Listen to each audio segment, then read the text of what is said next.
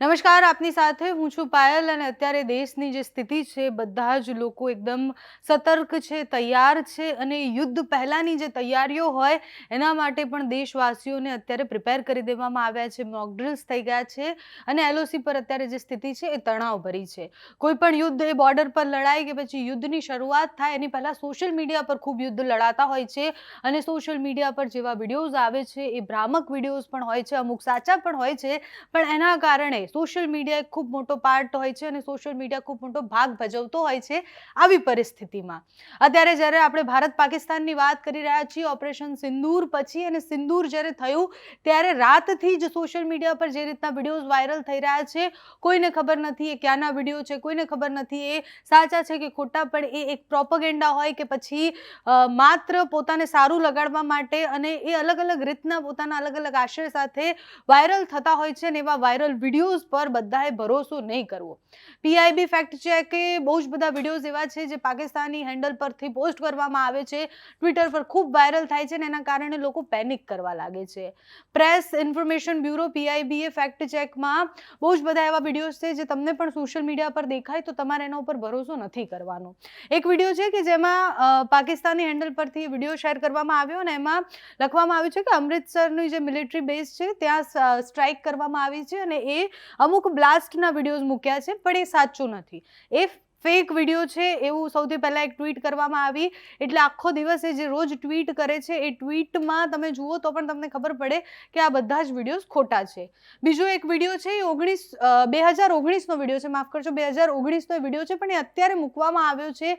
એ old video છે ને એમાં એવો ક્લેમ કરવામાં આવ્યો હતો પાકિસ્તાનના મોહમ્મદ હસીબ હુસેને આ વિડીયો મૂક્યો છે અને એમણે આ વિડીયો મૂકી અને પછી જે લખ્યું હતું કે એક આર્મીનો માણસ છે એ વ્હાઇટ ફ્લેગ લઈ અને ત્યાં બેઠો છે અને વ્હાઇટ ફ્લેગ લહેરાવી રહ્યો છે અને ત્યાં છે, એટલે જે એલઓસી છે ત્યાં આર્મીનો માણસ છે, ભારતની સેનાનો માણસ છે અને વ્હાઇટ ફ્લેગ એના હાથમાં છે. એ વિડીયો ફેક છે, એટલે એ વિડીયો પર ભરોસો કરવો નહીં તમારે.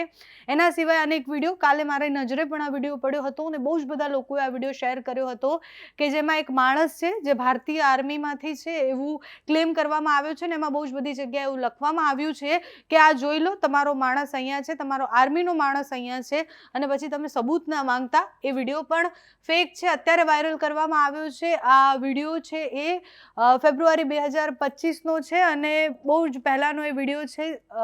એ વિડીયો અત્યારે વાયરલ કરવામાં આવી રહ્યો છે. ફેક્ટ ચેક કરી અને જે આપતા હોય છે, બહુ બધા ડોક્યુમેન્ટ્સ એવા હોય છે કે જે વાયરલ અત્યારે થતા હોય છે, પણ વિડીયોઝ અત્યારે એટલે બતાવી રહ્યા છે, વિડીયોઝ ને ઇમેજીસ એ સૌથી વધારે જ્યારે આવી સિચ્યુએશન આવે ત્યારે સૌથી વધારે કામ કરતી હોય, કારણ કે વાયરલ ખૂબ ફટાફટ થાય.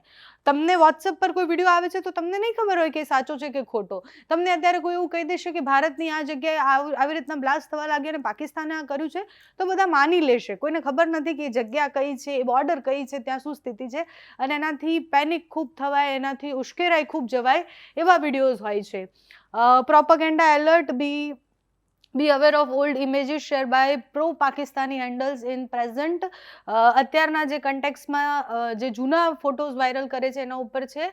આ ફોટોઝ ખૂબ વાયરલ થઈ રહ્યા હતા કે જેમાં એરક્રાફ્ટ આપણું ત્યાં ગયું એની પહેલાં એનો ક્રેશ કેવી રીતના થયું અને જે મિલિટરી ત્યાંની છે એણે ક્રેશ કર્યું, એ રીતના એ ફોટોઝ વાયરલ કરવામાં આવ્યા હતા કે પાકિસ્તાની મિલિટરીએ જે આપણે અહીંયાથી મોકલેલું એરક્રાફ્ટ હતું એને આવી રીતના ક્રેશ કર્યું. એ ફોટોઝ પણ ત્યાંના હેન્ડલથી ખૂબ વાયરલ થયા. MiG-29 ક્રેશ ઇન બારમેર, અને એ વિડીયો છે, આ ઓલ્ડ વિડીયો છે જે જૂનો અહીંયાનો જ હતો. એ પણ ક્લેમ એવું કરવામાં આવ્યું કે ઇન્ડિયાએ જે રાફેલ જેટ મોકલ્યું એ બહાવલપુરમાં આવી રીતના પડ્યું છે ને આવી રીતના ક્રેશ થયું છે. એ વિડીયો અને ફોટોઝ પણ ખૂબ વાયરલ થઈ રહ્યા છે. એટલે આવા તો અનેક વિડીયો અને ફોટો છે જેના ફેક્ટ ચેક થવા ખૂબ જરૂરી છે. સોશિયલ મીડિયા પર અત્યારે લાઈન લાગી છે.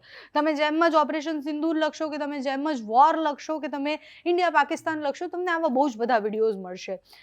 એક બીજો વિડીયો છે સોશિયલ મીડિયામાં ખૂબ ઝડપથી એ વાયરલ પણ થઈ રહ્યો છે કે જેમાં જે હેડક્વાર્ટર્સ છે એ હેડક્વાર્ટર ઉપર જે ભારતના મતલબ પાકિસ્તાને અહીંયા મિસાઇલ છોડી અને હેડક્વાર્ટર ઉડાડી દીધા એવા ક્લેમ કરવામાં આવ્યા છે. એ વિડીયોઝ પણ છે જે જૂના છે પણ અત્યારે વાયરલ કરવામાં આવ્યા છે. 7 તારીખે ખૂબ બધા લોકો એને પોસ્ટ પણ કર્યા હતા.